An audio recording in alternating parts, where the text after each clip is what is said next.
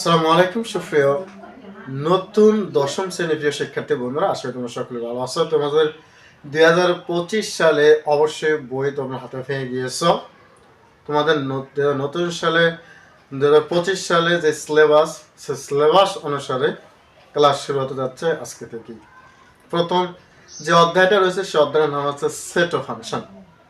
Set of ফাংশনের মধ্যে যাহা কিছু রয়েছে তা আজকের এই ক্লাসে আমি আলোচনা করতে যাচ্ছি। মোটামুটি দেখো, সেট কি, প্রথমটা হচ্ছে সেট কি। তো সেট হচ্ছে, এই সেট শব্দটার সাথে আমরা মোটামুটি সবাই সুপরিচিত, যাকে বলে বাস্তব ও চিন্তা জগতের সুসংজ্ঞায়িত বস্তুকে সেট বলে। বাস্তব ও চিন্তা জগতের সুসংজ্ঞায়িত বস্তুকে সেট বলে। দেখো, আমরা মোবাইলকে একটা সেট বলি, কয়েকটি গ্লাস অর্থাৎ 10টি গ্লাস মিলে এটাকে একটা সেট বলা হয়। আবার কয়েকটি প্লেট অথবা ফ্রিজ, চামচ ইত্যাদি মিলে এগুলোকে বলা একটা সেট। তাহলে এইভাবে আমরা কিন্তু সেট শব্দটির সাথে জড়িত, এবং সেট শব্দটা আমাদের অতি পরিচিত একটি শব্দ। তাহলে সেট কাকে বলে? সেটা হচ্ছে বাস্তব ও চিন্তা জগতের সুসংজ্ঞায়িত বস্তুকে সেট বলে। অর্থাৎ যেটা সেট হবে সেটা অবশ্যই সুসংজ্ঞায়িত হতে হবে এবং সেটি একই রকম। তো সেটের প্রকারভেদ, অর্থাৎ সেট গঠন পদ্ধতিতে, সেটের প্রকার বলতে সেট গঠন পদ্ধতিতে সেট দুই প্রকার। সেট গঠন পদ্ধতিতে হচ্ছে দুই প্রকার, একটা হচ্ছে তালিকা পদ্ধতি আর একটা হচ্ছে সেট গঠন পদ্ধতি। তাহলে সেটের যে প্রকাশ, মানে সেট যে আমরা প্রকাশ করব, এই প্রকাশের ভিত্তিতে হচ্ছে সেট কয় প্রকার? দুই প্রকার। এক নম্বর হচ্ছে যে সেট তালিকা পদ্ধতি, তালিকা, এটা হচ্ছে আমার তালিকা পদ্ধতি। আরেকটা হচ্ছে আমার সেট গঠন পদ্ধতি। তাহলে সেট প্রকাশের পদ্ধতি কয়টা? দুইটা। একটা হচ্ছে আমার কি তালিকা পদ্ধতি, আরেকটা হচ্ছে আমার সেট গঠন পদ্ধতি। এই দুইটি পদ্ধতি আমাদের জন্য খুবই গুরুত্বপূর্ণ এবং এই দুইটি বিষয় আমাদেরকে অবশ্যই জানতে হবে। তাহলে আমরা বুঝলাম যে সেট গঠন পদ্ধতি এবং সেট কি তালিকা পদ্ধতি। তাহলে দেখো, তালিকা তো তোমরা অবশ্যই বোঝো যে আমরা লিস্ট, যার ইংরেজি হচ্ছে লিস্ট, লিস্ট অফ তালিকা। তো আমরা খেলার সময় অথবা অন্যান্য যে কোনো পার্টির সময় আমরা কিন্তু তালিকা করি, কয়জন থাকবে, বনভোজন যাওয়ার সময় এখানে কয়জন থাকবে, তো তাদের নামগুলো আমরা লিস্ট করি। লিস্ট মানে তালিকা করি। তো তালিকা মানে হচ্ছে, আচ্ছা, তালিকা মানে হচ্ছে একটা লিস্ট করা। তো এই লিস্টগুলোর মধ্যে কিভাবে থাকে? ধরো রহিম, করিম,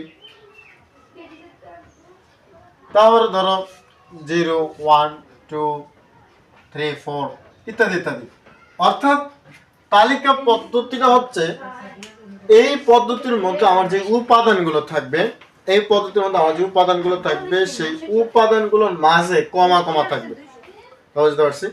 তালিকা পদ্ধতিটা কি? আমার তালিকা পদ্ধতিতে যে উপাদানগুলো থাকবে সেই উপাদানগুলো প্রত্যেকটা উপাদানের পর পর কমা কমা চিহ্ন দিয়ে থাকবে, এটাকে বলা হয় তালিকা পদ্ধতি। তাহলে গঠন পদ্ধতিটা কি? আমি আশা করি তোমরা এই তালিকা পদ্ধতি বুঝতে পেরেছো। তাহলে গঠন পদ্ধতিটা কি? গঠন পদ্ধতিটা হচ্ছে, গঠন যে পদ্ধতি, সেই গঠন পদ্ধতিটা হচ্ছে এটার মধ্যে শর্ত সাপেক্ষ থাকবে। অর্থাৎ এটার মধ্যে শর্ত দেওয়া থাকবে। যেমন তোমার শর্ত দেওয়া থাকবে, যেমন ধরো এখানে আমি লিখলাম x belongs to n, যেন x মৌলিক সংখ্যা, x মৌলিক সংখ্যা, এবং আমি লিখলাম x less than সমান 2 less than 9। এইরকম আমি লিখলাম যে x যেন x belongs to n, যেন x মৌলিক সংখ্যা এবং x less than সমান 2 less than 9।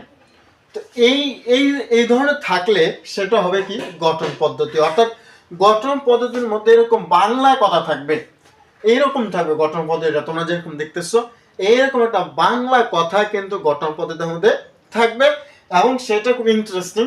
তোমাকে অবশ্যই শুধু এখানে মৌলিক সংখ্যা আছে, এখানে জোড় সংখ্যা থাকতে পারে, গুণনীয়ক থাকতে পারে, গুণিতক থাকতে পারে, ইত্যাদি ইত্যাদি। অর্থাৎ মোট কথা হচ্ছে এখানে একটা বাংলা কথা থাকবে আর এখানে গঠন একটা থাকবে, এখানে একটা শর্ত আর এখানে একটা শর্ত, এই দুইটি শর্ত দেওয়া থাকছে। মোট 3টি শর্ত নিয়ে এই অঙ্কটা গঠিত। 1টি 2টি 3টি, এই 3টি নিয়ে এই গঠন পদ্ধতিটা আসলে এই পদ্ধতিটা আসলে গঠন করা হয়। তাই এইটা হচ্ছে আমাদের গঠন পদ্ধতি। অর্থাৎ গঠন পদের মধ্যে কোনো কমা চিহ্ন নেই। দেখো এখানে কোন উপাদান সংখ্যা কিন্তু এখানে নাই, বরং এটা একটা শর্ত দিয়ে দিয়েছে, এখান থেকে আমরা উপাদানগুলো বের করতে হবে। এখানে যেহেতু আমি গঠন পদ্ধতি সেটা লিখছি, আরেকটি কথা বলে নেই তোমাদের।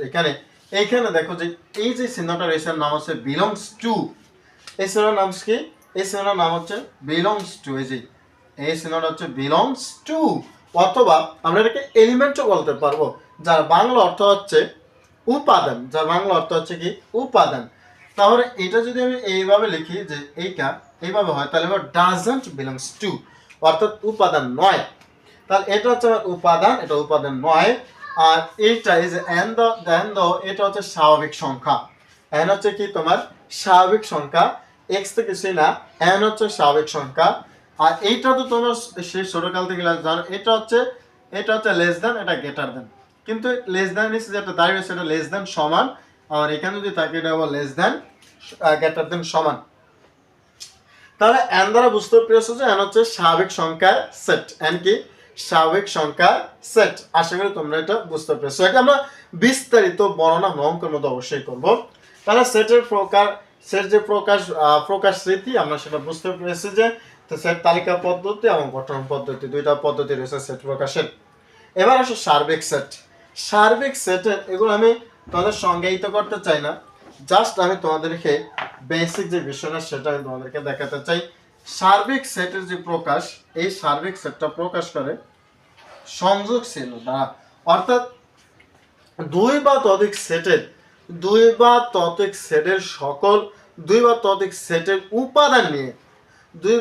সেটের উপাদান নিয়ে যে সেটটা গঠিত হয় সেটা হচ্ছে সংযোগ সেট।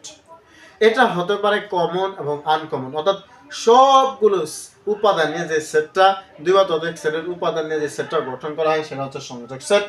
এটার নাম হচ্ছে সংযোগ চিহ্ন। এই সংযোগ চিহ্ন, এটা হচ্ছে সংযোগ চিহ্ন। এই সংযোগ এটা যেখানে থাকবে, কোন অঙ্কের মধ্যে থাকলে তাহলে মনে করি এটা সংযোগ সেট। যেমন এইরকম যদি হয় যে এ সংযোগ বি, তার মানে এ আর বি এর উপাদান এবং বি এর উপাদান, সেট এ এর উপাদান এবং সেট বি এর উপাদান নিয়ে গঠিত একটি সেট, যার নাম হচ্ছে সার্বিক সেট। মিস্টেক, আমি এক্সট্রিমলি সরি, এটা সংযোগ সেট। আমি এক্সট্রিমলি সরি, এটা এই সাইন নাম্বারটা আমি সার্বিক সেট তাহলে একটু পরে বলতেছি।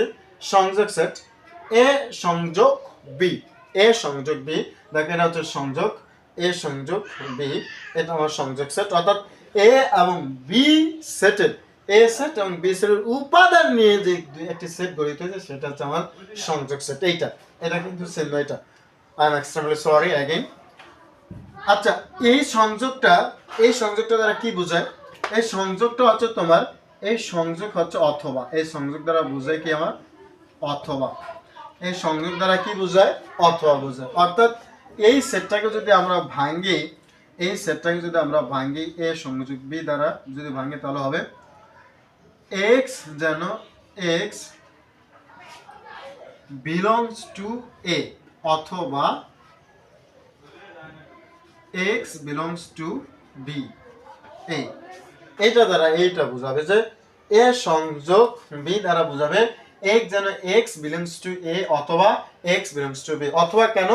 অথবাটা হচ্ছে তোমার এই সংযোগের কারণে, এই সংযোগ দ্বারা বোঝায় অথবা। এই যে সংযোগ মানে হচ্ছে অথবা, সংযোগ দ্বারা অথবা বোঝায়। তার মানে এ অথবা বি, এ সংযোগ বি মানে এ অথবা বি, অথবা এ সেটের মান অথবা বি সেটের মান। তো দুইটি সেটের মান নিয়ে যেটা গঠিত সেটা হচ্ছে আমার এ সংযোগ বি। আসলে বুঝতে পেরেছো এ সংযোগ বি এর ব্যাপার স্যাপার। তো এটা গেলে সংযোগ। এবার আসলে সার্বিক সেট হচ্ছে সকল সেটের উপাদান নিয়ে যে সেটটা গঠিত সেটা আমার সার্বিক সেটটা প্রকাশ করা হয় বড় এভাবে। তো সকল সেটের উপাদান নিয়ে যে সেট গঠিত সেটা হচ্ছে আমার সার্বিক সেট। তাহলে সার্বিক সেট, সংযোগ সেট, পূরক সেট। পূরক সেটটা আসো, পূরক সেটটা একটু আমরা কথা বলি। পূরক সেটটা কথা বলার আগে আমরা একটু সেট সেটটা নিয়ে কথা বলি। সেট সেটটা হচ্ছে সংযোগ সেটের বিপরীত চিহ্ন। দেখো এটা হচ্ছে সেট সেট, এই যে এটাকে বলা হয় সেট সেট। এটাকে আমরা অন্যভাবে বলতে পারি ইংরেজিতে কমন সেট। এটা আমরা সহজে বলতে পারি যে ইংরেজিতে কমন সেট। অর্থাৎ দুই বা ততোধিক সেটের উপাদান থেকে যে উপাদানটা কমন আসবে, সাধারণ উপাদান নিয়ে গঠিত দুই বা ততোধিক সেটের উপাদানে যে সেটটা সাধারণ উপাদান নিয়ে গঠিত হয় সেটা হচ্ছে আমার কি সেট সেট। এই সেট সেটটা দ্বারা মিন্স করে, এরা দ্বারা মিন্স করে এবং, এরা দ্বারা মিন্স করে কি এবং, অর্থাৎ এ এবং বি এর আগে যেটা দেখেছে তার মতন। অর্থাৎ যদি আমরা লিখি যে এ যেন, এই সিনোনিম যেন x belongs to a এবং x belongs to b। তাহলে এর আগে আমরা যেটা দেখেছি সেটা ছিল সংযোগ সেট, আর এটা হচ্ছে সেট সেট। অর্থাৎ x যেন x belongs to a এবং x belongs to b, কারণ এই কমন সেটের চিহ্ন দ্বারা বোঝায় এবং। আসলে তোমরা এটা বুঝতে পেরেছো। এবার আসো পূরক সেট। পূরক সেটটা হচ্ছে বহির্ভুক্ত একটা সেট, যে সেটের উপাদান বহির্ভুক্ত, কোন সেটের উপাদানের বহির্ভুক্ত সেট হচ্ছে পূরক সেট। অর্থাৎ পূরক সেটের চিহ্নটা থাকবে এইরকম একটা চিহ্ন অথবা সি, যেটাকে বলা হয় complement of set. Complement of set, সেটের পূরক। তাই সিও থাকতে পারে উপরে, এই চিহ্নটা থাকতে পারে। অর্থাৎ যেই সেটের উপরে, কোন সেটের উপরে যদি এই চিহ্নটা থাকে, ধরো এখানে এর উপরে এই সি আছে, পূরক চিহ্ন আছে, অথবা এরকম আছে, যেই থাক, এর মানে কমপ্লিমেন্ট এ অফ কমপ্লিমেন্ট। অর্থাৎ এর উপরে পূরক চিহ্ন আছে, যেই সেটের যে চিহ্নটার উপরে পূরক চিহ্ন থাকবে সেটা সেই সেটের মানগুলো, অর্থাৎ সেই সেটের উপাদানগুলো সার্বিক সেটের উপাদান থেকে বাদ দিয়ে দিতে হয়।